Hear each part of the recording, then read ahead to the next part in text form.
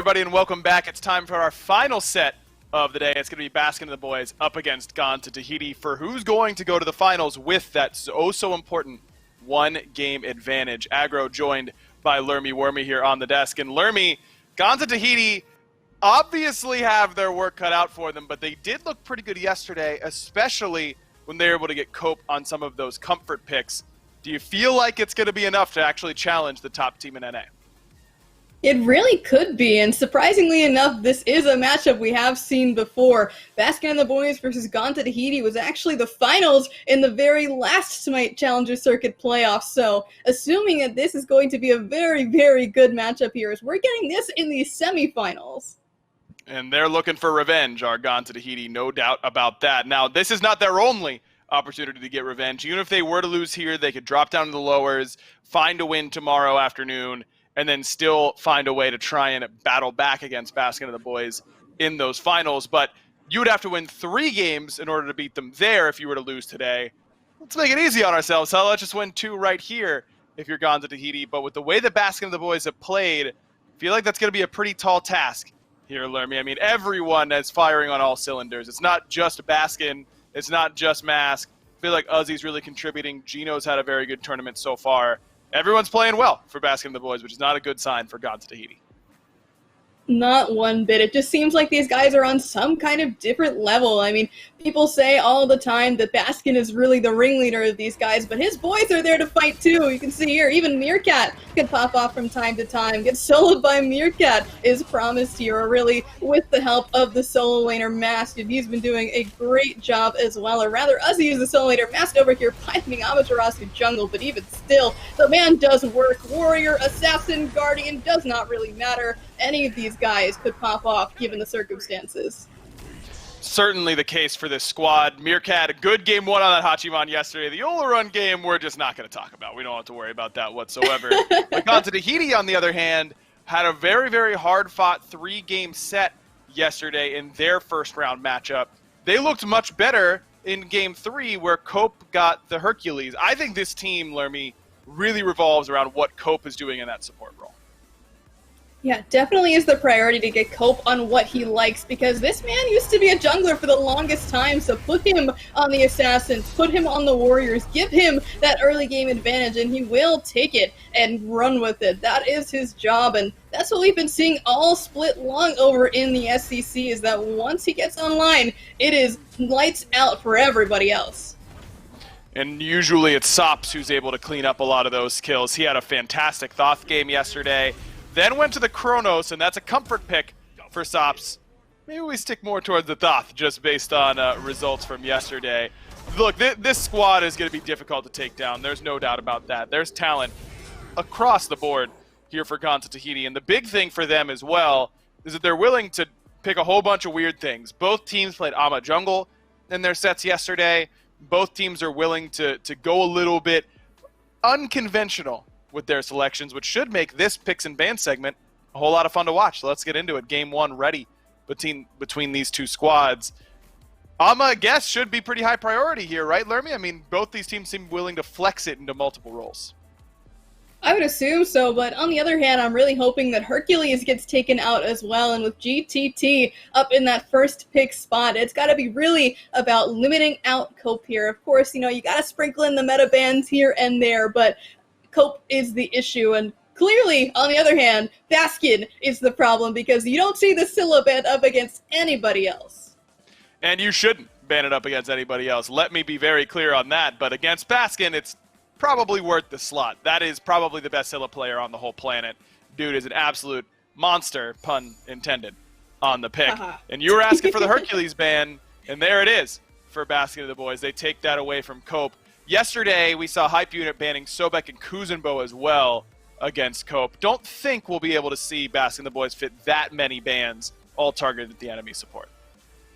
Yeah, there are so many options for supports that Cope could go for, but in general, B&B know exactly what style Cope's going to play, so as long as they're limiting the tippity-top echelon of whatever these aggressive supports are, Hercules is one of them. It might be good there for B&B. They're going to be able to at least know what's happening here and break it down from there. And honestly, they should be doing some prep into these guys because they could certainly put up a fight. Team they're very familiar with, no doubt. Looking for, I would expect, something along the lines of Amaterasu. Persephone certainly fits here as a ban for Baskin and the boys. Gone to Tahiti have gone back to the top of the tier list after the Scylla target ban, have found their way to banning Yamoja. And I feel like Gone to Tahiti already should be feeling pretty good about how they're sitting right now in this draft, because with this Nemesis ban now, Cthulhu is going to be open if they don't ban it. Ama is going to be open. Sobek, Kuzenbo, a lot of these priority picks for Cope that we were talking about are guaranteed to be open now. Olarun still on the table, and with Meerkat's performance on that yesterday, you could probably feel like you can leave that open against Baskin and the boys. I think there are plenty of options here for Gone to Tahiti in order to get a really good top 3. It's really hard to say, but like you said, Amaterasu going to be the last ban away here, so maybe the thought process for GTT is to pick up something for the support role. We've been saying it all picks and bans, but here's kind of the big question is, what is the first pick here? I'm honestly not sure. There's just so much available, but it is going to be the Sobek, and I assume this is going to Cope. I don't really see it going into the solo lane. I think that Cope wants to be aggressive from minute 1, and this is how you do it. I agree. Mando does love to play those Guardians, but it's usually more Xingchen and things like that. I'd expect him to go more that direction than give him the Sobek, though it's certainly possible. Cthulhu is still open at this point, as is Rom, as is Cupid, as is Olarun, as is Freya. That is not what I was expecting to see. You want to talk about a disparity in pressure already in that long lane. Sobek brings plenty. Freya loses you pressure with how bad her early clear is. I'm a little surprised to see the Freya pick here. Yeah, I'm not sure what the thought process there was. I mean, for sure, Freya does swing when she gets to the late game, but she only is really going to be able to deal with this Sobek so much. She has no innate escape ability other than her ultimate, and in the early game, she can't really run away from you if you've got the pluck on her. So, assuming she's able to make it to the late game, it's going to be good news for Meerkat, but he usually picks up something safer. He goes for the Jingweis, the Hachiman, even the Shibalake in metas past when he was playable, so it'll be a good look for him if he's able to make it past, but with this Uller lock-in, it's going to be tough. Tons of pressure already now for Gone to Tahiti, and that Achilles lock-in makes me actually question our initial thought. Normally, I would say, okay, that's going solo, but Mando Warrior loves his Guardians, rarely plays those Warriors. Cope just played this Achilles support yesterday. I'm kind of thinking we're looking at Sobek solo Achilles support right here. Still plenty of flexibility. Mollis could take the Achilles into the jungle, could still have Sobek support in that way. Mando could play the Achilles, I'm sure, but I like this from Gone to Tahiti. It's ambiguous. It's hard to lock down. Yeah, really. Until we get into the game, I'm not exactly sure that we'll know who's going where. And honestly, the bans are going to be kind of hard to nail down as well, because are you banning junglers? Are you banning supports? Solos, you don't know. You've got to pick one place and really aim at it. And I think the only place that you can aim at for sure here are at the mages. Mid lane, exactly. Might as well make it easy that way. Olarun banned away first and foremost. You assume that Uller is for Diesel. He prioritized it pretty highly yesterday. So I'd kind of assume that's where that Uller is going, but Uller can always flex towards mid, and Sops, I'm sure, has it in the God pool, so we can see it go that way if they so choose. If you're Gone to Tahiti, it's a little bit easier to get your bans in because you know that both Gino and Uzi still need their picks most likely. Or Gino and Mask, excuse me. Can't imagine that Cthulhu is going anywhere other than in Uzi's hands. Yeah, I'm hoping to see some of these support bans, and Horus does come out. That is one of those warriors, again, that matches up very nicely with the Freya, but honestly, I wouldn't be surprised to see a double Guardian matchup here. I think that Guardians, especially someone like Fafnir, could actually work out really well with this double ADC type character comp that B&B has already gone for. So maybe they are kind of looking in the wrong direction here, RGTT. Maybe the thought process should be more toward what works well with this comp rather than, okay, they need a warrior support. It's a good point. I'd like to see a Ganesh ban first and foremost. Gino has been dominant on that pick at this level, and it used to get top 3 banned against this team a whole lot because it kind of felt like you needed to. He just ran games so often with that pick. Mulan instead, and Gino played this yesterday, I do believe, but still, Maybe they feel like they really need a warrior. I'm not so sure the Baskin and the boys really do. I think you could pick Ganesh into this composition and be just fine. Now, if this Hebo pick is the call for Mask, that does change things. Then I think you likely do need a warrior because you don't want to go for magical. But you didn't know that it was going to be the Hebo jungle for Mask necessarily. So I still think that Gonza Tahiti just make a gamble and it pays off very well. They had some good foresight there. Yeah, I mean, there are still a couple of options remaining. Of course, Erlang Shen springs to mind first and foremost, but honestly, could go something like the Wukong, although we haven't seen Wukong support do really well in a very long time. But it is on the table. It has been played before. But yeah, if I'm looking at the comp right now, I think the only real option that I've got in my mind is the Erlang. So you've got a couple options there, but none seem particularly exciting. Robin and Thoth round out the draft for Gonza Tahiti, so I think it will be Sobek solo Achilles support if I had to put my money where my mouth is on this one, though it could obviously go the other way. I like Gonza Tahiti's draft overall. They've got a good amount of CC, good early game, good late game damage now coming out of that Thoth. Maybe a little bit set up light, but not necessarily a problem. It's a great call by Lermy. Leads the Erlang Shen most likely there for Gino. Both drafts in their entirety, Lermy. Which one do you like more? It's really hard to say because I think that B&B has a lot of really great elements come the late game, but as you said, GTT have just got a very, very well-rounded draft. They've got the early, mid, and the late game all covered. They've got counters out to basically everyone, especially the Achilles up against Cthulhu, so I'm on the back of GTT. They're looking pretty good, but Baskin on that Cupid in mid has been a real impact player on that mid hunter. Meta's changing, man, but seems like Baskin, the boys, and Gonza Tahiti have found some pretty solid drafts, and that should make for a pretty solid game one. Let's get it down to the casters so they can bring us the action. Thank you, Agro and Lermy, J-Mac, and Mifflin here on the cast for Gonza Tahiti, Baskin and the boys, and Baskin back on this Cupid, Mifflin. This is, I mean, he's performed so well in these mid hunters. It's crazy to think that he still keeps getting some of these premier picks. Look, there's just so much in the game that you have to ban out that, of course, he's going to be able to get this if he wants to. Going for Cupid as well, not exactly one of those top ban things. So if you're able to pick it up in the top 3, you could flex your comp around it pretty easily. But Baskin into Sops on his Thoth, this Cupid's going to have an insane matchup. The second we tick over to level 5, there's going to be a lot of solo potential there. Sops' beads are likely going to remain constantly on cooldown. But they've got decent counter matchups. GTT, if they decide to send Riveros into mid, try to alleviate a little of that pressure, Feels of Love is a non-existent factor against Robin. Overhead kick says, okay, well, nice try with your ult, maybe try again in about 2 minutes. And one thing to really note for some people who haven't seen it before, Gonza Tahiti last playoffs, they were the SOC team coming up to try and compete with the big leagues of SEC, and now they're here going toe-to-toe with Baskin and the boys. And Baskin just off the mark with that heart bomb, and Sops going to give him a little bit of payback onto and throw those hieroglyphic shots. But Gonza Tahiti have risen from the SOC and are now up here in a top position to fight up against the best.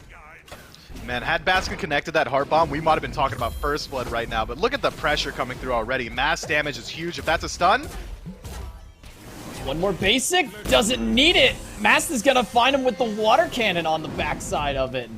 First blood goes over to Baskin and the boys. That time, Heart Bomb connects, and that'll lead to the kill. Man, Lermy's absolutely wild. Cannot believe she bet against the Baskin and the boys, man. These guys are absolutely nuts. Immediately finding pressure in lane, continually forcing out health potions. That's the first red buff invade. But one invade makes not for a lead. It's what you could do with it on the return. They need to constantly be there on the respawn, try and force fights, use this lead that you should have in mid just from pure pressure and fight potential that Baskin is bringing through this Cupid pick. And if you take a peek at his build already, he's not going that standard hunter build with Devo's gloves or anything along those lines. This might just be the Barracuda build, Transcendence, Boots, Jotun's Wrath, just this ability-based Cupid that's going to be absolutely a menace once the team fight phase starts up. There's got sustain in their kit as well, and honestly, Baskin doesn't have to go auto attack focus because they've got Meerkat on Freya, who's going to be the hardest hitting auto attacker in the game in about 20 minutes or so. I think the big thing to note in that first blood is he goes over to Masked on the Habwa, who typically has a bit of a weaker early game. And going up against a Robin, you need every bit of a lead as possible. There's been a couple of instances in the NASCC throughout the phases where when it's a Robin versus a Hobwa never has a chance to get online. But when you can get first blood onto him, I mean, you can't ask for a better situation for Mask. Yeah, I mean, I wouldn't, and if I did, it would be essentially cheating, because this is about as good as it gets for a Hebo. Now he can honestly just go back to farming if he so chooses, or he can continually try and find pressure in mid. He's got plenty of gank potential in solo lane as well. This Achilles should be a decent gank target, because he's going to be constantly looking to poke out this Cthulhu and trade out his own health there. So the dashes will likely be down the majority of the time. Mast has free reign on the map.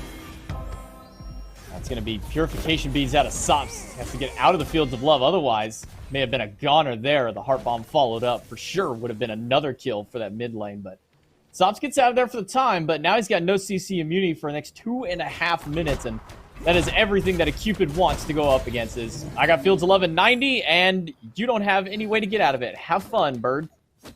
Yeah, but Thought's got the added benefit of having some of the longest range in the game, so if he wants to, he could play pretty far back, stop looking for those trades that he's been going for, trying to poke out Baskin, instead just entirely focus yourself on the wave. And with Robin in the jungle, the second he takes over to 5, they should have that as well to help them out. But Cope blinking in, looking to get a little bit aggressive. Meerkat?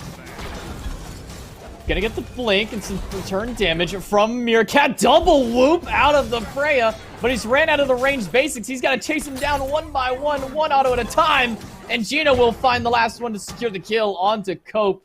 And just for good measure, Mask was on the way in case they needed that extra bit of assistance. And they do get pinged out on the map. They know where Mast is. This red buff spawning relatively soon. I imagine that's where we see them move immediately afterward. They weren't able to get the subsequent red buff invade. Instead, trying to get some pressure in that duo lane, which good trade for them, picking up a kill for themselves. Now Mast is going to go back to farming. He's really got no pressure on him. It's not on him to keep pressure on the map. He has to match whatever Riveros is bringing. And right now, Riveros isn't really doing anything. And who's going to scale better into the late game? It's the red team. This Hebwa jungle is going to pop off. And rest in peace to the bird as he took one step out of the tower line, and that's calling for a death onto a Mystic Rush out of Riveros, so it's going to get the Valkyrie's discretion out of Meerkat. No beads, Nice great taunt by Gino, but Cope's got even better damage, gets that sickening strike for the kill, but regardless, fantastic taunt out of Gino to try and supplement that. Yeah, Gino has to go for the taunt there, because if he doesn't, Cope's immediately going to get the pluck. The beads have already been burned on Meerkat, so he was just dead to rights. That's the only play he can go for to potentially get his boy out of danger, and it's just unfortunate that doesn't pan out for them. Now GTT grouping up on the enemy purple. Well, Baskin going to lose his beads, but he's going to get a heart bomb in return onto Diesel, take him down to just over half health. Gino with a double pin over the wall as well to try and lock them down and keep them away. But Meerkat will come back to lane, not lose out on too much. He's still got a full wave waiting for him as he makes his way back in, looking for that Ring of Akate for his likely first item after these boots are done. I mean, I am hoping it is Ring of Akate, but considering he's got Erlang Shen support, the faster option, and the one we've been seeing grow in popularity as the phase goes on, is that these Freyas are starting to rush hasten rings so that they can follow up on their supports. It helps out with their damage potential in the early, the chase down, and it will act as a bridge item to make sure that they don't fall too far behind in lane. If you're going for raw damage potential and your team's already doing really well, I think Ring of Akate is likely the best option, especially considering objectives are likely going to be on the menu soon. It depends on what type of playstyle Meerkat's going for. If he wants to continue this aggression, we might be looking at a hastened. And Menno might be looking at the grave as he gets hit by the crushing wave and the last swipes out of Uzi. That'll be another kill on the board for Baskin and the boys. Ultimate is back up for Baskin if he chooses to go aggressive onto Cope or Sobs, but he's got to use it defensively for Riveros. Gonna get taunted in. Final judgment out of Sobs. Not gonna do as much damage, but Riveros will find the last shot, and the Heart Bomb does a decent amount of damage to Sobs on the back roads. Hitting over is Uzi, might be looking to potentially go towards this red, but will look better of it. Man, that was a sick gank from the boys in blue, immediately surrounding Baskin, forcing him to use the dash defensively, dash straight into a Robin, not exactly where you want to be. But I gotta give a shout out to Gino again. Right there we saw Riveros was waiting for his time to overhead kick to immune out the Fields of Love. Gino says, oh, word, you're trying to do that? How about hold a taunt and take this damage as well? which opens them up to having to chase a little bit further than maybe they would have liked on the side of GTT. Sops has dropped to about 20% health because he has to stick around just a little bit longer, getting that TKO, which is going to even out the farm a little bit. Now Sops has to return to base at the same time as Baskin. They get back to lane around the same time as well. And a quick spill onto Gino as he gets hit by one root out of the Robin, and that'll spell the end of his life. He takes his first death of the game. Another kill on the board for Gone to Tahiti, and a successful purple buff invade. Not much that you can really do about that as your Meerkat on the fray. You're just kind of sitting here trying to farm more than anything else. And that's all he's gonna do. If Meerkat's 3 levels down 5 minutes from now, I mean, that's within the realm of acceptable losses. You know that's likely what's gonna happen when you lock in a Freya, especially with that Uller matchup being the one god in the game that can really deal with that sustain. And now Meerkat getting caught out again. He's got the Valkyrie's discretion if he needs it to get away. Tries to backstep the pluck, but he's a little late on the beads, and he gets flipped right into a shot from Diesel. Another death onto the Hunter. Just a little late on those beads. Yeah, can't be making those kinds of mistakes, man. We're looking at 2-level lead already in favor of Diesel. He's got the Transcendence built up, already starting to get some of those stacks online as well. Likely going to be the Warrior Tabi to mesh out with it. This ability-based build, look at the damage output already. Well, Gino's down to half. Rotation in from Mask to save his support, but now Riveros very low on mana, just has to use it for damage immediately if he can, but he's late on the overhead kick, and Gino will find the last auto attack needed to get him down. Knock up out of Mask. Oh God. The chase is on from Gino. Great pin, and 2 more basics will do it. Double kill for the support, and a great turnaround for Baskin and the boys. Yeah, Gino's picking up all of these kills, and those Teleria boots are just helping him out, chasing down every single one. And he knows it. He knows that he's playing this pseudo-carry role, this secondary jungler, so instead of going for Gauntlet of Thieves or something along those lines, it's likely going to be the Sledge coming up next, helping out with survivability, his ability to stick into these engagements a lot longer. Mast holding onto his ultimate for that long in that engagement was so smart. We saw the only time he decided to ult when he had both of the enemies on his screen in front of him. He was trying to line up the collat, but a nice back step from Diesel is able to avoid it out. And Diesel plays that fight almost as well as you could hope for. He wasn't quite able to connect the axe, but Bladed Arrow, Hail of Arrows all find their way home and almost resulted in a return kill on the Hebo. And just a little bit of mistiming. Not sure if it was waiting for the cooldown to come up for Riveros or Valkyrie's discretion. Again, a little bit late on the mark for it. Meerkat's going to land down. Sickening Strike is good. He's going to try and turn around, get some basic attacks, but he gets plucked right into the minion wave and is able to get to safety thanks to the rotation from Gino and Baskin. Man, I can't believe Cope got out of that situation. Just a little bit of a late return from not Gino, not quite able to find the CC that they needed to allow Baskin to find the auto attacks. But well played. This pressure that they're continually keeping up, GTT that is, in the duo lane, is well placed. Make sure that you keep this late game hyper carry down. And now we're looking at a 2-level deficit. We've been trying to figure out what type of ring he's been going for the last 5 minutes. We don't know yet because he hasn't had the gold to really buy anything. He's sitting on that tier 2 for a while now. Now Gino's kind of in a situation where he has to continually hover duo lane. He's not allowed to rotate out because if he leaves Meerkat alone, he's just food for Diesel. And this is really all that Meerkat can do, is sit here and wait for the minions to die on his side of the map. He can't really allow any pressure to go back over towards Gauntlet of Tahiti, so he's going to keep those minions all the way at the top end, make sure he's as safe as possible. Valkyrie's discretion is a nice escape, but you're not invincible having that. You still have the more predictable landing spot whenever you get through. You still take a little bit of damage where you can even get up into there. As you saw, you mistimed it on the Lurking in the Waters. Took a good chunk of health as well. And Diesel waiting in the wings and pluck off the mark by Cope, trying to find Baskin. He'll take a couple of shots from Sops. Will force him to heal up with his hearts. Man, meanwhile, while GTT is making all these bombastic plays in duo lane, keeping the pressure on, slowly B&B have been pulling a lead in the jungle, but now Gino under some receiving pressure.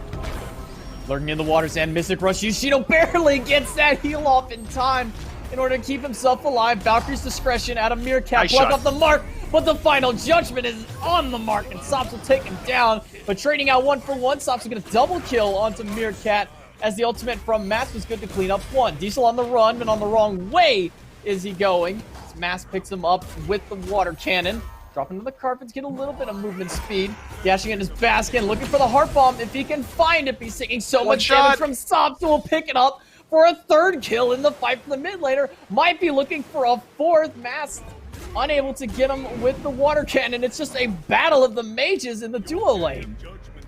Man, if he lands this shot, it might result in a kill. Not quite making its way home there, so it is going to be Mast that makes it out alive. And Mast is allowed to stick in that fight for that long, takes so much poke from Sops the entire time while this Thoth was allowed to free cast. Because if you take a peek at his build, he's got a little bit unorthodox. It's going to be a Pythagoras piece coming online first for the Hebo, matched up with the Lifesteal boots, and now the Breastplate of Valor as well. This isn't the traditional, I'm going to one-shot you glass cannon Hebo build that we're used to seeing. Instead, it seems like he's trying to match that bruiserness that's coming through from Riveros on this Raven, but he's also outscaling. Now it's a 2-level lead in the jungle in favor of BNB. Finally, Sops pulls a lead for himself, 1 level over Baskin, and then everywhere else is about returning to even. And even Meerkat, having that fight go so long in his lane and Diesel falling, is able to return that level lead. It was 3 levels just a couple moments ago. Now it's back down to 1. Pin onto Cope. Gino's been so accurate with hitting these pins. Trying to set up for Meerkat there. Forces the pluck out of Cope. And we said it earlier, but Gino has been on cleanup duty as to support this game. He really has. Every single kill that's slipped away is a little bit unfortunate. Sure, it makes Gino look a lot better, but I'm sure he would much prefer some of these kills land onto his carries. But Erlang Shen is a god that can really do some work with the lead. Unfortunately for him, it hasn't really resulted in too much of a lead, likely due to the fact that Cope has also been receiving a ton of kills himself. But now we're starting to get to the point where Meerkat can be left alone a little bit. He's got Ring of Akate online. That lifesteal is going to help him sustain up through all the poke that Ullr's delivering, which is allowing Gino to rotate in the mid and start perpetuating this 3v3 meta. Meanwhile, Mast in the jungle trying to keep his buffs alive. GTT constantly aggressive on this side of the map. Mystery is over, and it is the Ring of Akate, like you said, from Meerkat. So he's got that life steal, he's got his boxing potential online. Now, Uzi rotating over into the mid, gonna get rooted by Riveros, and then we'll have to walk back into the tower. 2-man taunt out of Gino. He's gonna be able to pull Mendo into the tower, but not before he takes a little bit of poke from Sops. 5 from God to the Tahiti, pushed up into the mid lane, with only 4 for Baskin and the boys, leaving Meerkat to free farm over into the duo. But now looking over towards this Gold Fury, could be the next big fight, too. From Gone to the Tahiti, rotating over to the right-hand side. They're pulling Maybe a little bit of a late rotation from Riveros. Mast up here, kind of playing zone duty along with Uzi to try and secure this Gold Fury. Baskin and the boys do get it. Final judgment just a little too late. The objective goes to Baskin. That is raw confidence coming out from Baskin and the boys. The smile on my face is immense. Immediately, they rotate in to try and steal away the oracles from GTT. They notice that 1 member from GTT rotates back into the mid lane, but there's still 3 members of the blue team standing right in front of that Gold Fury. And BNB say, okay, I don't care. Let me just take it anyway. And they burn it down instantly, trusting the fact that they can out-confirm just about anyone on the map. Sops wasn't quite in range to find the ultimate, so they didn't even have to commit mass ultimate for confirmation themselves. And that gold lead that GTT was starting to establish by continually invading purple, controlling the neutral objectives, invading the red buff whenever the opportunity arisen, is now gone. We're back to a completely even game. And still, the jungler for BNB, this late-game Hebo, is still got a lead. And going up against a Robin, I mean, that's if you're going even against a Robin as Habwa, that is your best case scenario aside from obviously being ahead of him, because Robin is traditionally more of the early game jungler, while Habwa is one has to have that wind up. He has to build up into the late game, and right now we're sitting with 2 kills on Mast and an even level lead at the moment on 2 of them. Yeah, but this Robin's starting to hit some major power spikes. Brawler's Beat Stick already available, going to be able to counter out some of that sustain that Baskin's able to bring to his team. That Crusher is going to help out a lot with finishing up some of these kills that don't really fall to just the Prana Onslaught or anything like that. But now he's moving into the Magi's Blessing as well, which means he's going to go a little bit more bruiser with the tail end of his build, allow him to sit in that front line, try and tank up, act as this disruption factor, deal with Masked in the engagement, and hope that the rest of their team can win out on the 4v4. Everybody's trying to deal with Mask, but how are they going to deal with Uzi, who's just sitting on top of Mando Warrior? Levels down, he's going to get the roots. That's going to get the fatal strikeout very early in the engagement, but with everybody rotating right, they go towards mid to chase down Baskin. Mystic Rush over the top. Aegis extended out of Baskin. Just going to get the Heart Bomb in the Fields of Love for return. Cope will get mezzed out under the tower. And Riveros able to make it out alive. Ultimate out of Uzi, looking for the chase down, but the whoop onto Diesel's going to prevent him from getting hit by the knockup. Aegis out of him as well. Valkyrie's discretion needs a couple more hits, and Uzi will clean him up. But look at the backline. Cope has been back here for so long, keeping the attention of the enemy team. Mass rotates back, picks up a kill for himself, and BNB turn a 1 for none into a 1 for 2 because GTT just get a little bit overzealous. Why are you inside their tier 2 tower at 7 minutes? Or 17 minutes rather? Why are you going for these dives? Gold Fury's already dead. Maybe if they were able to just get out alive, they might have been able to reset in time to get the Fire Giant, but even that's risky considering how short the respawn timers are at this point of the game. It seems like a fight that GTT picked over nothing. They didn't really have much to gain there, barring a tier 1 mid tower, but they could have got that anyway without entering the tier 2. Yeah, they just dove way too far. In fact, they came up negative onto it. They lost 2 just for Baskin. I mean, they got both his relics if you want to consider that their victory, but you lost 2 lives for it. Is it really worth it at that point? It really isn't. And Meerkat the entire time is able to farm back up even a little bit more, trying to even himself out with his Uhl. He's going to be able to rotate into the team fight now a level ahead. He's got the Ring of Akate. His next ring is coming online as well. We're getting to a point where Gold Fury is starting to respawn. This Freya is going to be a real threat. It's the Hastened ring coming online now. He's going to have a fantastic chase bound potential. If anyone gets whooped, it should result in an instant kill because BNB has so much ranged CC. Whoop into Meyer from Cthulhu. Whoop into Water Spout from Mass. There's so much that they could do without having to commit their bodies that this Freya pick should always have at least 1 or 2 buddies around to peel out for him. Final Judgment's gonna do. Did that say 1,000 to Mass? Sops gets Baskin, who's left alone onto the bottom. Hieroglyphic Assault will be enough to finish the deed. But Mass nearly got one shot by that ultimate out of Sobs. Tier 1 tower will fall. Uzi dashes into the middle of 3. Goes up into the madness, looking for someone. Sobs is the one taking the brunt of the damage. Gonna throw another knockup. It's gonna hit 2 of them. The swipes are doing decent damage, but not enough chase down potential from Uzi and the rest of the boys in order to keep going for these kills. If Uzi's able to stop their backs even a moment longer, that Gold Fury is respawning in 20 seconds, these TKOs can come up in a big way. Sop's ultimate should come back up in time to try and contest this Gold Fury if BNB decide to start it themselves. But this is still such a completely even game, about 300 gold separating these 2 squads. XP maybe slightly in favor of the boys in red. Riveros, you might be up a little too far, but overhead kick should get him out of that situation scot-free. Can't say the same for Meerkat. Now GTT have a huge advantage going to this objective. All grouping up towards this left-hand side, using the second hit of the Fatal Strike just to start up the Primal Fury. Very important one for them to have as this Fire Giant gets started up, charging the Final Judgment. Gontaniti will get the objective, and they slam another one right into Mask's Dome. He's got to go on full retreat.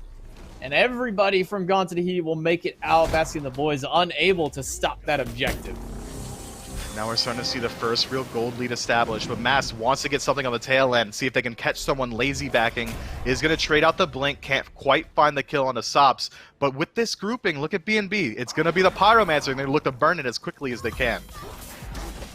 You know, Baskin goes straight onto it. No one's really going to go for zone, dude. They don't feel that they're going to need it with how much damage they have, so trading objective for objective, but I'm pretty sure that Primal Fury is going to be much more impactful for Gontaniti as we get closer towards that late game. That extra damage against the Fire Giant is so big.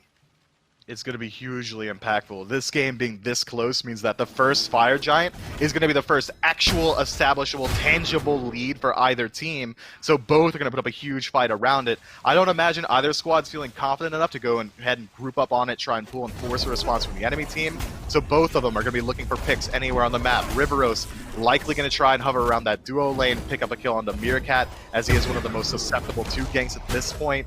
On the other side, I'm expecting exactly the same from Mass. Try and hover around duo, see if you can catch out Diesel. Mystic Rush out of Riveros, not going to connect onto Meerkat, and that'll be a full retreat from the jungler and the carry from Baskin and the boys. But now, Gontaniti looking for Mass. They're going to get the pluck onto him, and a Heart Bomb and a Cope Baby. He might get stunned down onto the back, has to go into the waters to try and retrieve, but he's going to go walk right through 3 players. Baskin and the boys dashing in. Final Judgment charged by Sobs, but canceled out as no further aggression comes from the boys in red. Now looking over towards the Fire Giant. A very risky call if they start this one up, and it looks like Uzi is going to be the one to get it started up here. Only Mando Warrior in the vicinity to try and stop this. He's being zoned out by Gino. Not sure if Burning fast. randomly going to be able to get into this one. Fields of Love has already been burned through. They're going to have to go. Baskin and the boys do get the Fire Giant, and now they might be looking for another kill as Uzi goes up into the madness, gets the dunk down on the Sob with one shot. But now with Cope stuck in the middle of all 5 of them, Cope doesn't have his ultimate available. They'll find Diesel regardless. The swipes from Uzi are just too much damage. Double kill for the solo laner. 3 left standing for Gone to Tahiti, and they're all spread out. Blinking from Mando finds Uzi with the Fatal Strike. But is Mando going to make it out is the question. Fatal Strike doesn't get blocked. So they trade out 3 for 1 for the time. But Baskin, waiting for the dash in, needs one more basic, and that'll clean it up. Third one on the board for the fight for Baskin and the boys. Absolutely nutty engagement from BNB. They get the 3-man TKO in mid, immediately transition themselves into Fire Giant. Sops was never given the opportunity to back, so he has to rotate into that fight at around 60% health, and he almost finds the steal. He's in range, no confirmation available to BNB because Mass was forced to use his ultimate for self-peel off of Cope's pluck earlier on, but Gino with a heads-up play knocks him up out of the final judgment, prevents it from coming through. No damage on the enemies, no Fire Giant steal, results in a tier 1, tier 2, and a Phoenix as well. And Meerkat wasn't even in that fight. He wasn't there for any part of it. That's what 4 members of BNB are able to do on their own. Now with Fire Giant on 4 members again, and Meerkat's likely to be grouped up with them with so much passive gold on the map in tier 1s and 2s, these fights are going to get much, much harder. I mean, he's got 3K in hand right now, and he can still go back and pick up any item. We go, that's a replay to the Fire Giant, and there's the knockup out of it. Cancels out that final judgment. Gino has been insane on these highlight plays all game long. The multi-man route, in that instance, the knockup to stop a huge stealing ultimate that would have come out of Sobs, and most likely taking that Fire Giant for Gone to Tahiti. But now Baskin and the boys, everybody but Uzi with the buff online, looking towards this left side. And Gino's playing it very interesting. He locks in Erlang Shen, who you would imagine is playing a much more aggressive playstyle, a much more selfish playstyle, but instead he's constantly going for that true support mentality. I'm not going to look for kills, I'm going to try and peel my backline. I'm not going to look for kills, I'm going to set up my team, look for taunts that way. I'm not going to do anything that is not completely centered around making sure Baskin, Master, Meerkat aren't succeeding in their own right. And now they're barreling down this left side Phoenix, and it seems like GTT are a little bit slow on the uptake. Keep your eyes on Cope, wrapping around the back. Bird is halfway down. Fields of Love is going to lock Diesel in place along with the help of Gino. Into the back is Uzi to try and keep his mid laner alive, but Sops just has too much range and too much damage for the Hunter to stay alive. Massive water spout out of the jungler. Mass is keeping this fight alive for Baskin and the boys, and Meerkat will clean up 2 of them. Cope and Riveros are now down. Big water spout one more time out of the jungler. Mass saving that fight. But on the backside is Mando Warrior, maybe looking for a cleanup. That left side bird is down, and Baskin and the boys should just be looking to back off here. They should be, but Gino takes aggressive positioning, so they have to move back forward and try and peel out their boy. Luckily for them, he's an absolute chunky tank at this point, so he can walk out for free. That's a left side Phoenix, mid Phoenix, and there's still 2 towers left on the map to pick up for gold. Even as just a 3 core members here, they could look to push it down themselves, but it seems like Pyromancer is what they're really heading for. Back up, spend all the gold they have in pocket. It's not looking good for GTT, and that's off a fantastic rotation in from Cope to find a 4-man tail whip to set up for a 2-man final judgment from Sops. That's about as good as you could hope for an engage. It's just this lead is really starting to spiral out of control. Meerkat looking to pick up his 3rd ring. He's not even with his 5th item until just now. Demonic Grip, the next item picked up from Meerkat. So all he's got to do now is sell that blessing, and he can pick up his final item. And you can already see how much damage he's doing. Golden hand for both Masked and Baskin, just over 2,500. So they have huge items they can go back and pick up now. And sorry, 3,200 gold in Masked favor right now. He goes back and picks up a Staff of Mirrodin. Yeah, that's going to be likely used for double knockup or even double water cannon. It doesn't matter. He's got 3 ultimates in his kit. Now he's going to have 4, technically. It's just so absolutely staggering to see this build coming out from Hebo because it's so individualistic, it's so unique. This is not something that you're used to seeing. Karen's Coin, Typhon's Fang, Pythag's Piece, Staff of Myrmidon. That's not what you see in Hebo jungle. I mean, if you've gone to the Sanford Soccer School or any of these other SPL junglers, they build them much more akin to a standard mid-mage. Mass is sacrificing a little bit of damage, but the additional cooldown and utility in his kit is coming in a huge way because a lot of the time he's in the front line of these fights. He's not playing that backline role. So he found a build that can facilitate his playstyle, and I'm loving it. Well, mid lane Phoenix has respawned, and Riveros has made sure that no minions are going to push down to take that one back. And over onto the left-hand side, you can see that Mando and Diesel have to defend against the left side to make sure that nothing else happens from there, but that's just going to leave Fire Giant open for Baskin and the boys. Only the right side Phoenix has gone untouched. I'm not sure that's going to be for much longer as everybody's grouping back up. Uzi had to go back to base, but he can very easily come back. He does have that teleport to ward available. Riveros does take down that tier 2 mid tower, opening up one place. If GTT are able to win out on engagement, they can finally get into the enemy base. It's that point of the game, 27 minutes in. One clean team fight from GTT despite the gold deficit being 10,000. If they can keep all 5 members alive, now that a Phoenix is exposed, they might be able to return the game and win down that way. But short of that, at least he did a good job of pushing out mid. Make sure your mid Phoenix comes back alive. It's going to slow down BNB's push. Uzi's going to have to dedicate a lot of time here to just pushing out these mid waves and create that split push situation. If Sops is able to find another huge final judgment, or just poke in general, that's going to be a good defense. Poke goes in with the blink pluck, but he misses entirely, and now he has to use the lurking in the waters just to get back. And Gino trades out his ult for it. Neither of them take a fall. Cope will just have to go right back to the base. Mid lane Phoenix is taking a bit of damage from the minions to keep it down, but this right side is the main target for Baskin and the boys. It's down to about half health itself, and they're going to back away and wait for the next minion wave to pop up. They're doing a good job of just slowing down this push. BNB have sustained in their kits because of the Cupid hearts and the Fire Giant as well, so every bit of poke is going to be fine. And take a peek at this. Mass is fine taking trades. He's got Pythag's piece and a ton of lifesteal in his kit. He just presses 1 on your speed buff, and he's back to full health.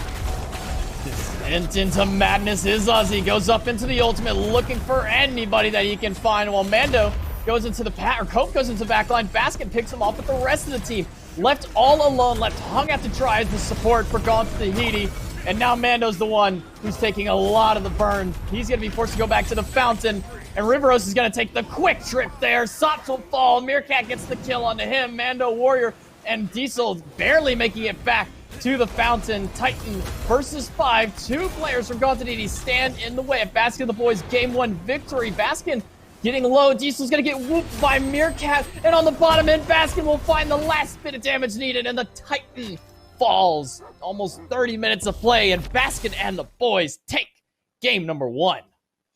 Man, it was looking like a completely even game. Just a couple of objective fights go the wrong way. GTT lose out on a Gold Fury, staring them in the face as they do it.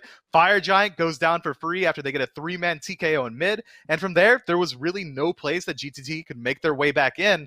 Clean play, man. Baskin and the boys look like they are definitely the team to beat. But that's not news to anybody. I mean, it's Baskin and the boys.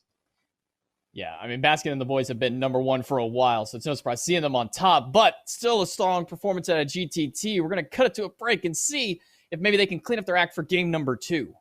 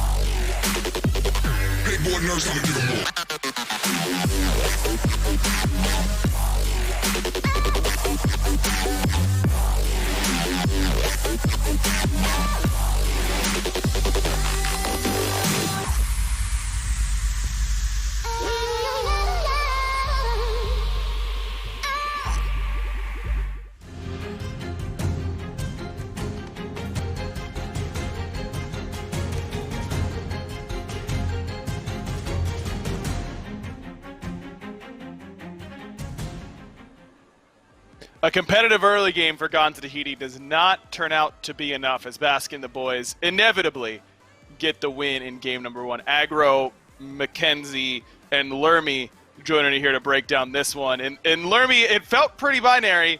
If Sops hits a giant final judgment, Gonza Tahiti's able to hold on. The one fight that he doesn't on right side Phoenix is the one that ends the game ultimately for Baskin and the boys.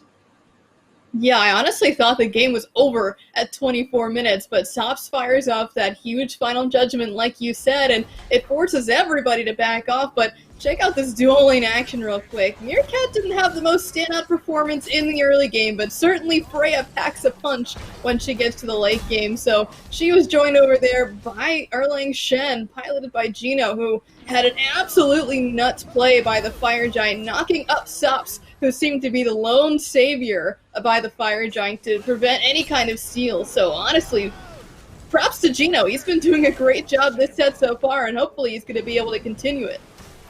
Gino definitely had a great game. Mask, no slouch on the Hebo as well. He looked fantastic, as per usual, on that pick. Meerkat definitely struggled early, and I'm starting to sense a bit of a trend here, Lermy, especially early game. Ola Run did not go well for Meerkat yesterday. Freya does not go well for him today. Once you get to late game, though, it's going to be a little bit better for you, but early game was certainly a struggle for the left side of the map of Baskin and the boys. Mask 3-0 and 14, a fantastic performance from him on this Hebo, and it just seems like it's difficult to pick and ban against this team, Lermy, because Baskin and the boys' top overall pick was this Freya. Meerkat just dies over and over again early game, does the least player damage in the entire game besides Cope, and it just did not seem to matter. So that's not a good sign of things to come for GT2.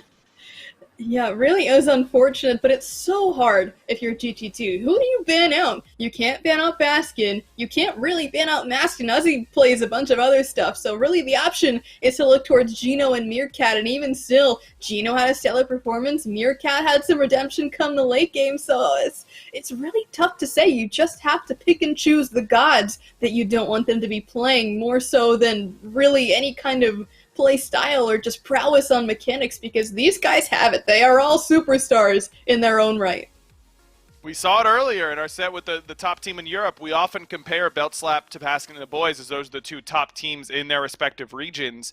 And the similarities don't end just there. It's the fact that the early game often does not go their way, and it just doesn't seem to matter. No matter what, as soon as they start grouping up as 5, the better team seems to always win. Team fighting is king at the lower level, it seems like, and maybe we should see Gonza Tahiti try and prioritize team fight gods in Game 2's picks and bans, which are ready right now. Where do you land on this argument, Lermy? Do you think that Gonza Tahiti, a team in their position against Baskin and the boys, should they go all early game, try and snowball where you know the team is at their weakest, or do you think that they should try and draft for the strength of Baskin and the boys and try and beat them there?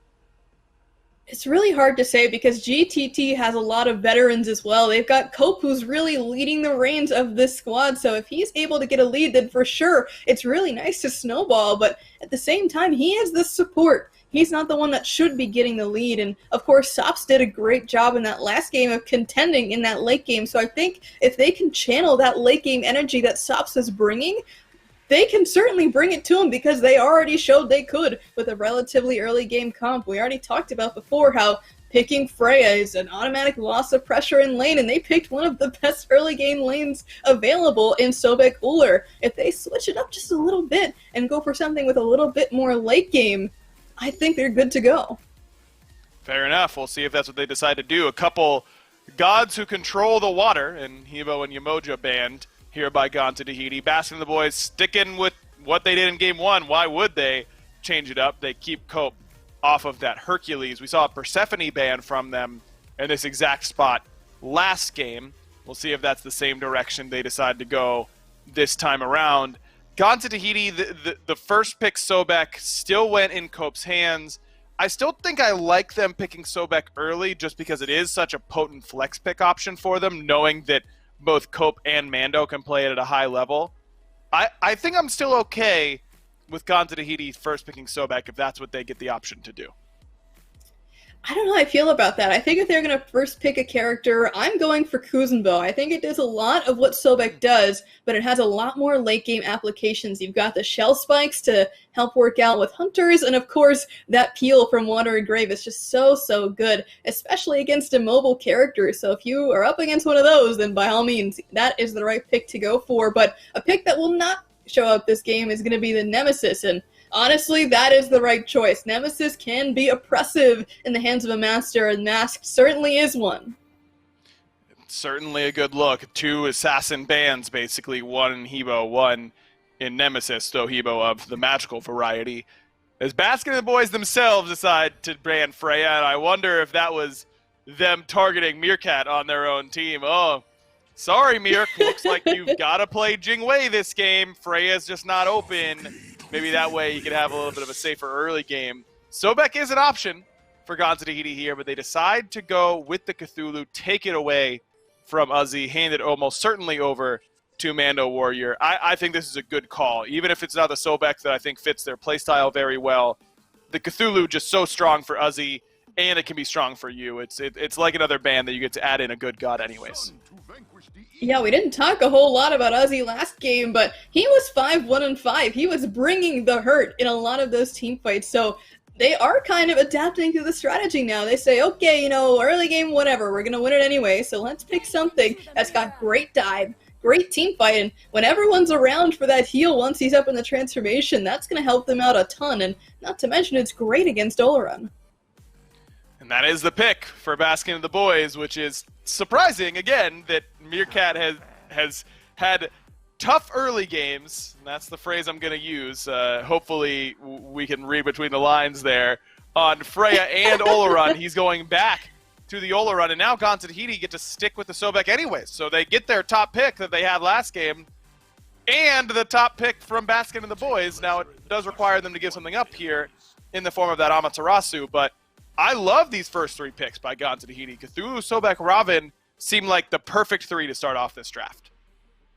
Totally agree. I don't necessarily love the Sobek, but it is still really amazing into Oleron because you can go into the Lurking in the Waters during the ultimate and really just immune it out. So it is very nice to see, but on the other side, again, very expected to see this Achilles, and at this point, it really could go solo support or jungle. We're very flexible at this point, but again, with this Oleron probably going to Meerkat, it seems like they might be going for a warrior support.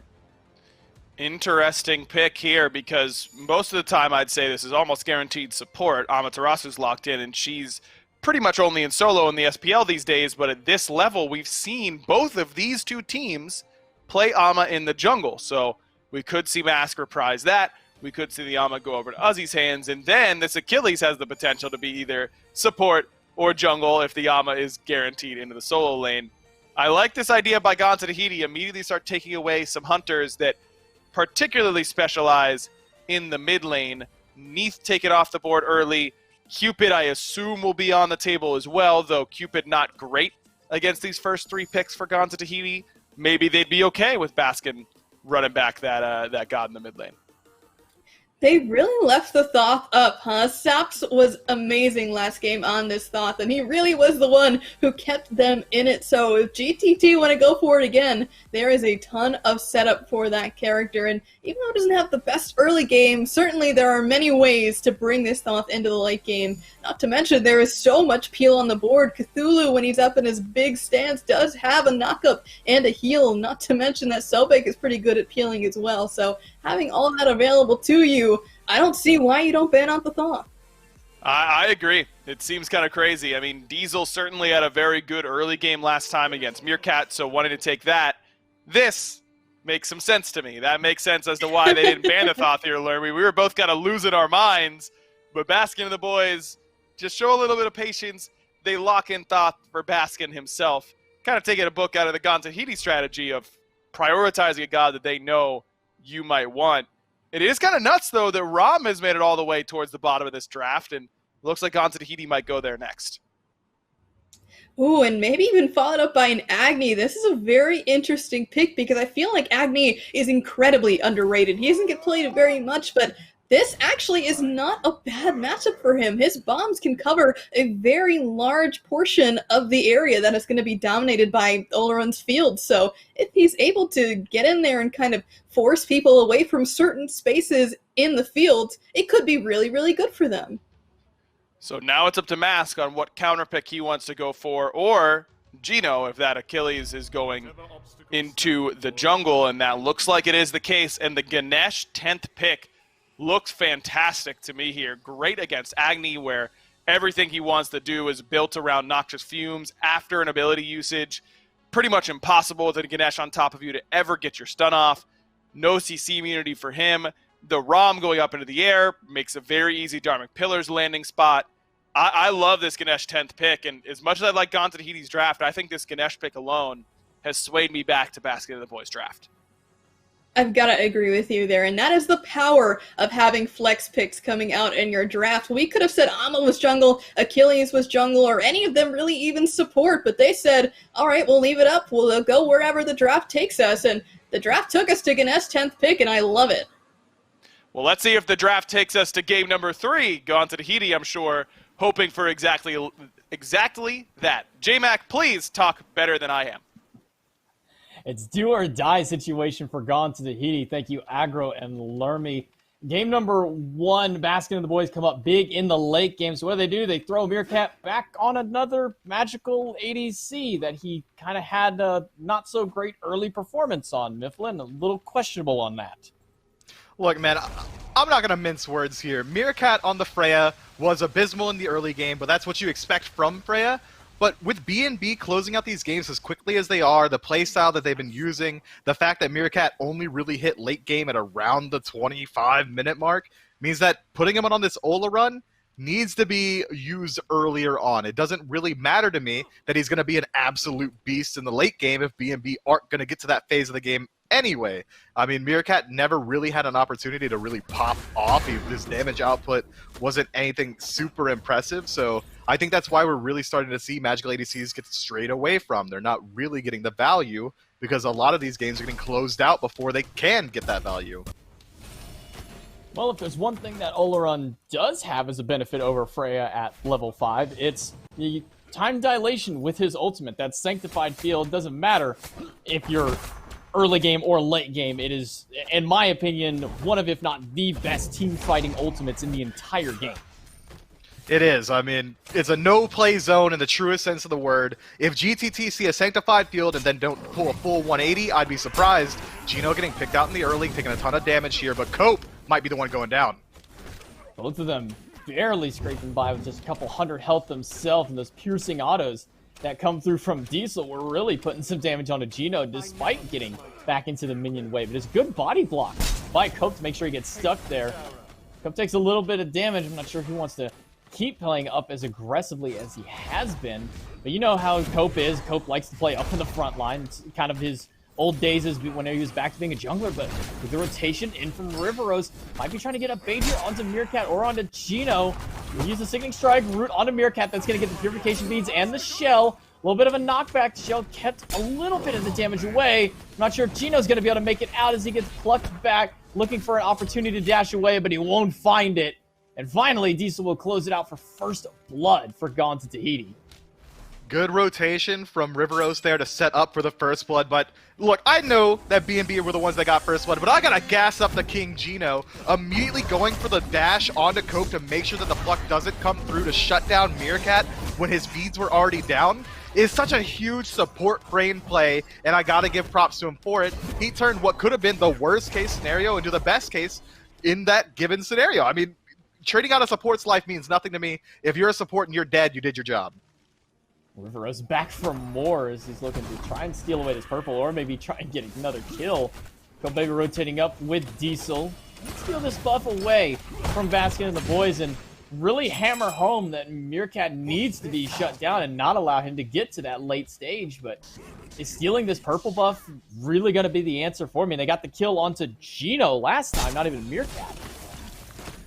Look, if Olarun falls behind 3 to 4 levels like any other magical ADC, that's within the realm of acceptable losses. And I've said it probably 1,000 times today, but one buff invade makes not for a lead. It's what you can do with the subsequent invades. If you can force a rotation from the enemy team or take a team fight, that's where the lead really starts to establish itself. Mast hovering on the left side of the map, trying to bring back a little bit of pressure, catch up Meerkat just a little bit in levels, because we're already starting to see a 1-level disparity start to grow itself in favor of Diesel. Unfortunately for him, not really much gained there. Goes back, picks up the red, might look to circle back around. Cope's been looking to play super aggressive so far. Seems like Mast is looking to optimize on it. He's level 5 now on the Achilles, has the option for the IQ, blink in, Baskin gets a kill on the Sops. What? Alone into the mid lane, good pluck out of Cope. Will save the life of his carry, not before he loses that purification beads. But how in the world did Baskin just solo Sops? It's Final Judgment, really well-placed abilities. I didn't get to see it, but it's Baskin, all right? I don't doubt that it happened, and I don't doubt that it was a solo kill even a little bit. Sops is going to have to play a little bit more passively in lane now, and it's interesting to point out Sops elects to pick up Shoes of the Magi instead of Shoes of Focus. Normally, Agnes do prefer to pick up that little bit of additional CDR to help out with that ultimate cooldown, with your dash, that one bit of safety, and the range stun. Instead, he's going to have a little bit of an additional power, some lifesteal to help sustain up in lane, likely to help him deal with the fact that Baskin is playing Thoth, God King, of all poke as far as mid laners go. So it's a pretty smart pickup, but Baskin going for what is likely going to be a Chronos Pendant next, or even a Rada Tahuti, means that he doesn't care about that 7% lifesteal your shoes are giving you. Well, now we get to take a look at that solo kill. He's putting a little bit of damage, gets the bomb stun off onto Baskin, but charging that Final Judgment... Sick. I mean, so sick. Tracked the dash. He just tracked him. Had the mark set on him the entire way, locked and load, fired it off. I mean, insane play out of Baskin to get that long-range Final Judgment. And he knew exactly how long he needed to charge it and able to get himself that kill. I was expecting maybe an aggressive dash there, but it doesn't pan out that way. Cope, using his blink, doesn't quite find the pluck inside that tower. Cope's been a little bit inconsistent with these. He's going to have to clean those up. Those mistakes aren't going to fly when you're playing against the best. Cope still only level 4 right now on support. Even despite getting the first kill alongside taking down Gino, he's been struggling to keep up a little bit on the farm. Does proc in that level 5 finally, so he'll be able to finally have that ultimate online, just in case he has a little bit of a mishap like he did under that tier 1 tower. Has that extra little bit of escape available to himself. Red buff forgone to the He will go down rather quickly, and he'll give that one over to Sop, so he has that bonus bit of... Nope, I guess it's going to Cope. Look, aggro casters cursed you, man. That's not your fault. Look how Meerkat's decided to play this lane very early on. Instead of waiting for a couple of deaths, he said, okay, look, I'm not going to push in anymore. I'm going to wait for my opportunity to just last hit these waves. But Diesel already with the lead, realizing that he could just hover there and zone him off completely. And Cope hovering as well means that there's a ton of kill potential if Meerkat does get a little overzealous and step up too far. Luckily for him, Sobek doesn't have the blink available, so the effective range of the reptile is going to be a little bit shorter. But now Gino rotating back over, realizing that he can't really leave Meerkat alone, should be a lot easier to farm. They're not going to leave Uzi alone. Overhead kick will get him right out of the dazzling offensive, and with one great Mire placement and a body block out of River Rose, Uzi will take a spill over into the solo lane. That's the kind of kill that you gotta just take there when you're proxying at level 8. I mean, even as an Amaterasu, you are not tanky enough to make that kind of play. You're not tanky enough. He's just really hoping that no one's there to help out. I mean, if it's just him versus Cthulhu, Amaterasu's safe with that every day of the week. Good God, Baskin slowed down. Riveros getting poked out down to 50% health. Might lose his life, get a repeat situation. Baskin gonna hold on to that ultimate. And that's just the strength of Thoth. Don't stand within a football field of him, because he's gonna do this to everyone. Cope, you're not safe either. I do like the reinforced greaves on Cope to help mitigate a little bit of that damage, though. It's a lot of damage you have to mitigate, and once he gets that Chronos Pendant online for Baskin as well, 30% CDR on a Thoth. Make that 40, because he does have that Mage's Blessing. I mean, those hieroglyphic shots are going to be up every, 4 seconds. Not to mention the additional MP5 that comes with Chronos Pendant, which is going to allow him to continually just spam these abilities whenever they come up, instead of having to be even a little bit wary about his mana bar. Baskin's making a pretty good argument for Thoth being just meta in general right now, as did Sop's last game. Got to give shoutouts where they belong. But right now, Baskin's been allowed to free farm. He's playing Thoth, and he's playing it aggressively, constantly looking for poke, constantly looking to deal damage not only to the enemy mid laner, support, jungler, and no one's been able to address him. We need, if you're a GTT fan, Riveros to rotate in and return a little bit of this damage. Even if Riveros doesn't kill him, at least trades out the beads or a little bit of that health bar, it would stop Baskin from playing this incredibly aggressive playstyle and forcing Sops to return back to base on cooldown. Now Mando gonna go for a little bit of proxy of his own, uses the dash, and now he's stuck between the two towers. Dazzling offensive out of Uzi will get the descent into madness out of the solo laner, but both Mask and Uzi get knocked up by Mando Warrior. He's gonna get a little bit of pulse for some extra damage. He's down to about half, but he's not doing enough back rotation from Gino. Will make sure that he goes down and the execute out of Mask. We rotate 3 to the right-hand side, and that opens up the Gold Fury for Gone to Tahiti. Blinging from Riveros will get the Sanctified Fields out of Meerkat. Mystic Rush into the back, still trying to chase him down. Nice pluck. Blink, pluck out of Cope, gets the beads. Gold Fury has been leashed. The snipes aren't enough, and Baskin manages to pick up Cope. Now looking at Riveros, who doesn't have his ultimate available. Baskin just too quick on the beads, and Gold Fury being reset at 50%. Yeah, that's theirs now. They're pulling up for themselves. Dharmic Pillar used to separate the team fight. Baskin doesn't care, going in aggressive. That is so much damage for the bombs, and Stops manages to pick up Baskin with the Flame Wave, but not after Uzi is able to drop Riveros. Gold Fury does go the way of Baskin and the boys, but they lose 2 for it. An overall 2-for-2 trade. Cope does die at the beginning of that engagement himself, so Gold Fury going the way of B&B solidly puts themselves in the lead. That's a fair trade for them.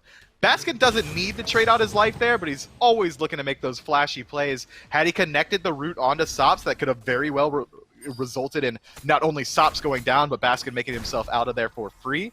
It seems like it's just a little bit of an overzealous play, but it's not really that big of a deal considering he's been performing so well up to this point.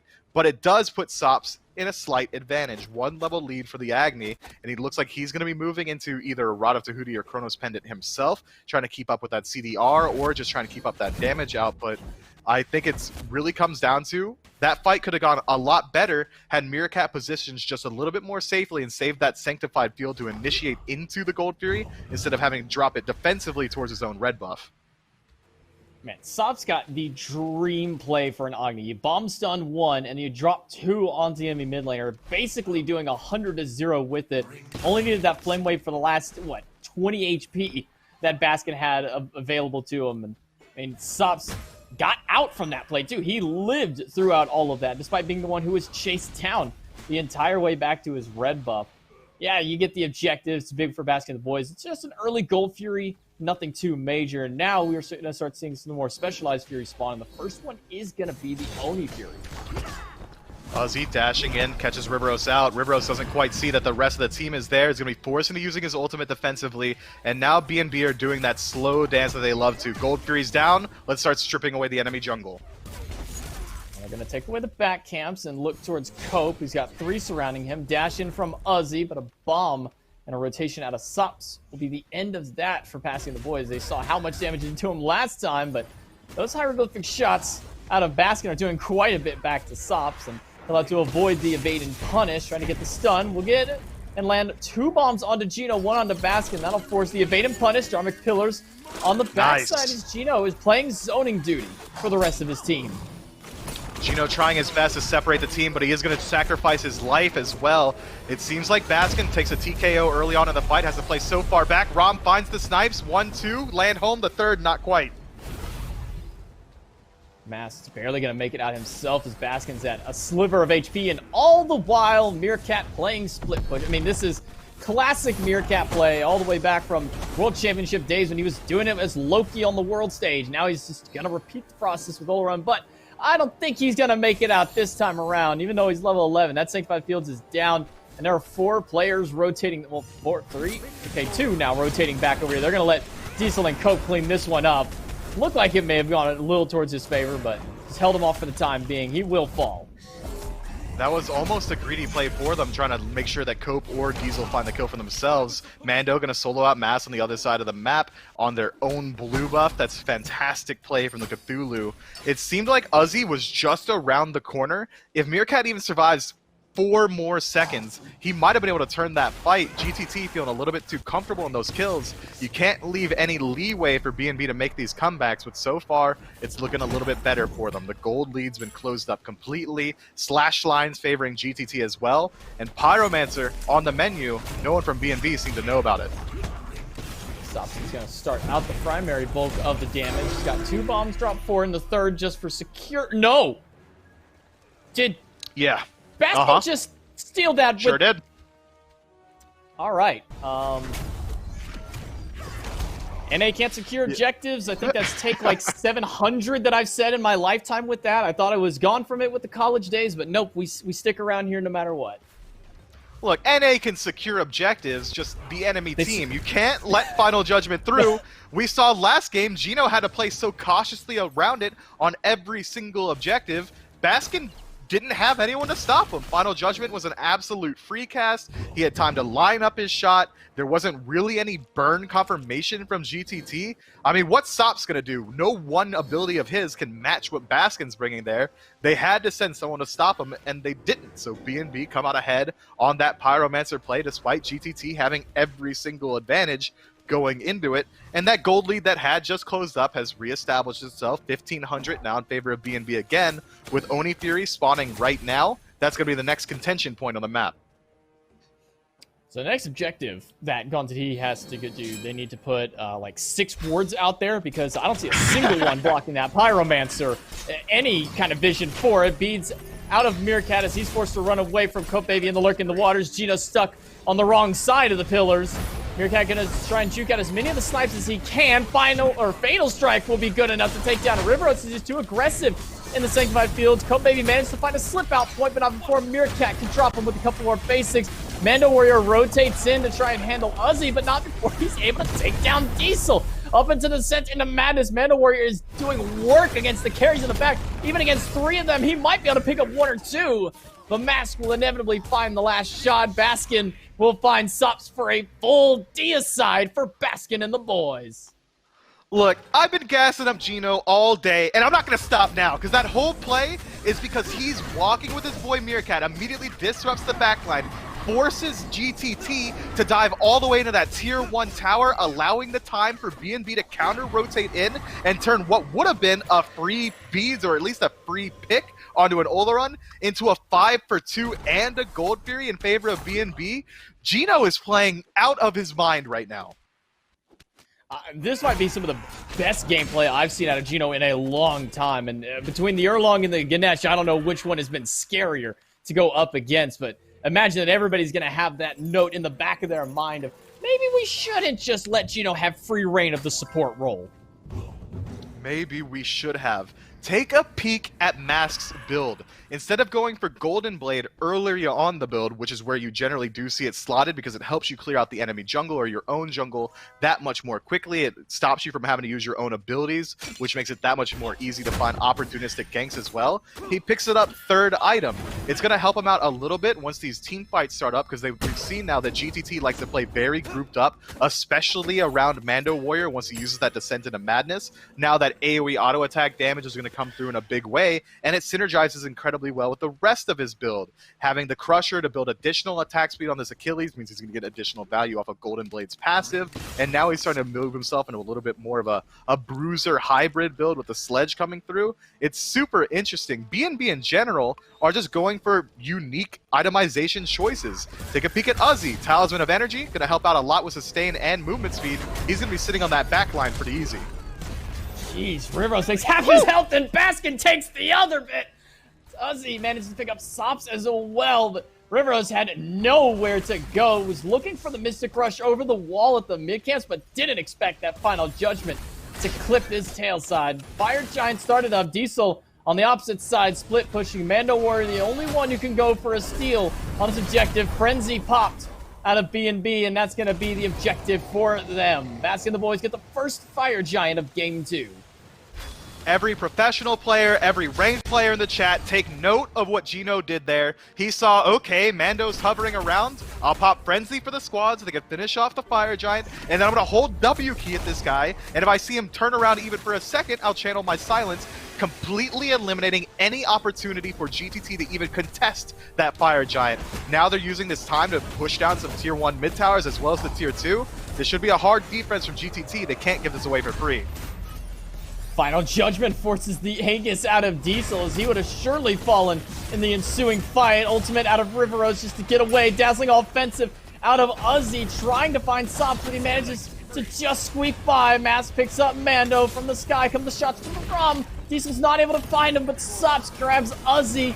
Diesel trying to live as long as he can, but Meerkat turns the corner and fires the last shot needed to drop him down. Sops on full retreat, and you can already bet that Baskin is going to be on the hunt for him. Needs one more shot. Will he be able to find it? No. He turns around from stun. It's just a cat and mouse game on the top end as Riveros falls and Baskin picks up Sops for the final deicide and possibly even the rest of the game here. 6 seconds on Cope, 12 on Mando, but without their primary damage deal, do they still go for this? They're going to go right up to the Titan. Only Cope up at the moment. 3 seconds for Mando Warrior. It's going to be a hard defense for these two to stop them. Titan only down to 50%. half health. There's a lot of tankiness on it because of the towers. They're not able to finish that one. Mando Warrior and Cope are just enough defense. What a risky call from BNB. Well, not really risky. They're not going to lose their lives to the people that are spawning there, but it's not really a real chance at killing the Titan. They didn't have Baskin there. He spent the entire time chasing Sops all the way back to his own tier 1 solo tower. Had Baskin decided to stick around, maybe they could have gone to the end there. But Baskin's going for the style play every single day of the week, and when you're 10,000 gold up, 19 minutes in with Fire Giant and Gold Fury respawning in about a minute, with the mid Phoenix down already, I think BNB have earned the right to play with their food just a little bit. But GTT is still a very practiced team. They know what they can do, and they're looking to catch anyone lazy backing right now. One pluck from Cope is all they need, but Diesel and Riveros decide to stick around on those oracles instead of chasing out that kill potential. Now BNB are allowed the opportunity to go back to base, spend that insane amount of gold in pocket, and turn that 10,000 gold lead in some actual power spikes. GTT, best of luck on the defense. They're not going to defend the gold for you, at least I hope they don't. And their Phoenixes should be able to be defended, but Fire Giant's going to be next on the menu. I don't imagine BNB group up again for a Phoenix Siege. Gone to Tahiti has some decent defense for the Phoenixes. They've got Sobs. The long-range bombs have great setup for if Cope wants to make a aggressive blink play. It's also just a ton of damage that BNB really don't have a major answer for aside from just dive in and force the beads and the Aegis off Agni and then kill him. And that's really their primary option for it. So they're going to play a little bit slower, start pushing up this left-hand side. Man, with this group up, maybe they are going to try and siege out of Phoenix. They've only got 30 seconds left on this Fire Giant buff, but if they are able to find a pick or force GTT into regrouping at a disadvantageous time, it's going to be perfect for him. It seems like Riveros didn't really know that they were going to go for the siege himself, and now he's just now getting back to base. Oh, that Cope is going to be stuck and put back to the fountain as Final Judgment deals the last shot necessary. Mask will find Mando Warrior with the fatal strike and make it a double for Mask. He picks up Riveros. Sops is forced to retreat. Diesel has to go into the sky to find any kind of damage that he can. Does manage to find the third shot onto Meerkat, but now it's a 4 versus 1 under the Phoenix. He's got the health advantage onto them. Looking for Gino. He dashes aggressively out of the Phoenix, but a blink in from Mass. One big stun is all he's gonna need. With a silence out of Gino, that will set up the last shots needed for Baskin to get the deicide. Again, I question if they can even go for the end. They're way too low for this. No Fire Giant. I think they take the bird and they just walk away. Yeah, they just got to get out of there. Maybe if Meerkat had survived and they kept the healing alive in his kit to make sure that everyone else sustains up just a little bit, they could have attempted for the end there. Diesel almost turns that around for himself, but Gino knows the positioning perfectly, knows how far that rollout's going to go for the ROM, and just kites him out of his own Phoenix, allowing for Baskin to dash in and retake some more aggressive positioning. It's almost like a checkers game or a chess game as they corral Diesel in a position where Mask could close the gap and set up for the kill. And shame on me for thinking BNB weren't going to push the lead when they had it, even though they only had about 20 seconds left on Fire Giant by the time they closed gap to the Phoenix. Because GTT weren't quite ready for that defense, they were thinking along the same lines as I was, that they're not going to go for the end here. They're not going to go for a Phoenix. Fire Giant's going to wear off very soon. Riveros was so late to get back to that Phoenix defense that it was truthfully a 3 versus 5 for the first 5 seconds of it, and immediately Cope loses his life. Now BNB are in a very good position to take Fire Giant for themselves, while Gino acts as a brick wall, stopping anyone trying to step up. Second Fire Giant of the game at just 23 minutes, and Baskin and the boys have one healthy Phoenix left to take down, and one not so hot looking Phoenix in that mid lane, sitting at about 25% health, as it has just recently respawned. That'll be quick pickings for BNB. Take down that last tower on the right-hand side, and that'll clear all major structures left before the Phoenixes. Pushing forward, they'll go ahead and clear out a couple of wards just to make sure they have complete vision control on this top side, looking towards the Phoenix. Baskin just got to put one shot at Cope, and you can already see how much damage this bird is doing. Keep your eyes on Sops. He's the only hope GTT have on this defense, and the fight's already started. Dharmic Pillars is going to force Sops to dash away, but he's taking so much damage. Dazzling Offensive isn't going to find a home. The Fatal Strike is going to be blocked, but it doesn't matter because Uzi finds Sops. Sanctified Field is just there as decoration for Meerkat as he picks up Riveros. Cope is able to find a way out, but I can't say the same for poor Diesel, left alone to fall. Uzi picks up the double. Mando might be able to pick up Mask, but Meerkat gets one shot before the swipe comes through.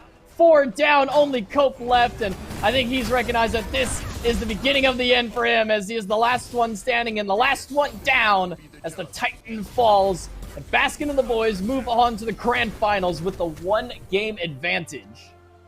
Man, it's looking bad for anyone that wants to step up to the boys in red today. BNB are looking absolutely dominant. Gino looks really good. Meerkat makes a better name for himself in Game 2. That Ola run got involved quickly and early on. The Sanctified Fields were on point. Everything's coming up. Mast has some of the best performances I've seen from him all year. Baskin straight up disrespecting everyone that decides to even walk into his LOS. BNB, man, they're looking real good. I mean, BLB has been hot for 3 phases, and it's definitely no exception here in this third circuit playoffs as they move on to the grand finals. But before they can get there, we got to throw it back to the desk to break down that last game. Thank you, J-Mac and Mifflin. Baskin and the boys do not fall behind in the early game this time, and it does not take them one 5-on-5 team fight to just end the game. They had this one in the bag early. Lermy, it seemed like this one was smooth sailing for the #1 seed out of North America. It really did. Honestly, I was kind of surprised how smooth that was, considering all of the team fighting options available for GTT, but man, Baskin, as good as ever. I mean, this man is accurate with his shots. There is no doubt about it. I had literally been sitting on the edge of my seat watching him press the 4 button. I said, he's gonna do it. He's gonna do it, and he doesn't miss. I don't understand. This character is supposed to be hard to play, Baskin. What is this talent? Yeah, he is not hard to play for him, that's for sure. He's just kind of slamming those buttons. Meerkat on the Ola run, we had a couple questions about that. I think he played really, really well in this game, save for one moment here in this fight, actually, felt like. But overall, a great performance from him. And just in general, from the entirety of the squad. You don't win in 24 minutes, nearly win in sub-20 without a great performance from everyone on your team. Every single person. Mask, Uzi, Gino on the Ganesh was fantastic as expected. This was just a pop-off alert across the board. And you're not going to beat a team like Baskin and the boys when everyone is popping off as hard as they were today. Yeah, like Mifflin said, it's going to be hard to whoever goes up against them in the finals, especially because they've now got the advantage of having 1 W already in the pocket. But just looking at these stats, man, Baskin, 9, 1, and 8. I mean, he died once. That's all you can really say. That's the only chip on his shoulder from this game. Everything else, flawless. Top of the player damage charts, 18K for him. Meerkat coming in second on the BNB squad. Manda Warrior was definitely impactful on the Cthulhu in this game, just unable to be impactful enough as Mask ended up doubling Riveros, aka Mollusk's damage in the jungle. So that's a pretty good way to win your Smite game, having your jungle perform just like that. And with that win, as you mentioned, that moves Baskin and the boys into that finals already with a game in hand in the best of 5. Gonza, Tahiti, and Hype Unit will battle it out tomorrow to determine who gets the opportunity to get some revenge up against Baskin and the boys. But the way they're playing, Lermy, that is not going to be an easy game for whoever wins. Certainly not. It is going to be a battle that you don't want to miss. I can't wait, honestly, because I just want to see what they bring to the table, right? Because Baskin is so willing to play literally whatever. There's no way to ban him out. You have to come in with some kind of other strategy, and so far nothing has been able to work. Not against them, and the same can be said for Belt Slap on the other side. They are awaiting their finalist in Europe as well in the exact same position. Have yet to drop a game, have looked untouchable in just about every game so far. Snake Pit and the Poppies will kick us off tomorrow. They will be starting at 11 a.m. Eastern in order to determine who will get the opportunity to get some revenge on Belt Slap. Same position, though. Not really feeling great about their odds. We'll see if someone can end up bringing the upset of the year tomorrow, either Belt Slap or Baskin and the boys. If neither of them, or if either of them, I should say, are able to find a loss, I would be kind of surprised with the way that those two teams have been playing. They just dominate. I mean, it's pretty simple. Yeah, like you said, even one win for the lower-seeded team would be a shocker. So I really hope we do see some good contests either way, because that really is the pinnacle of SCC competition. There is nothing better than this at this specific level. These guys are insane, and the gameplay can only get better from here. I think we're going to be in for a great final Sunday tomorrow. So make sure everyone tunes in 11 a.m. tomorrow for that Snake Pit versus Poppies match. That time, the first time those two played, it was very close and very fun to watch. So I think it'll be well worth your time to be here early tomorrow. Thanks for watching here today on Saturday. For everyone behind the scenes in production, all of the casters and all the mods in chat, of course, shout outs to them, because I don't know how they do it. We'll see them tomorrow. For tonight, you can peach.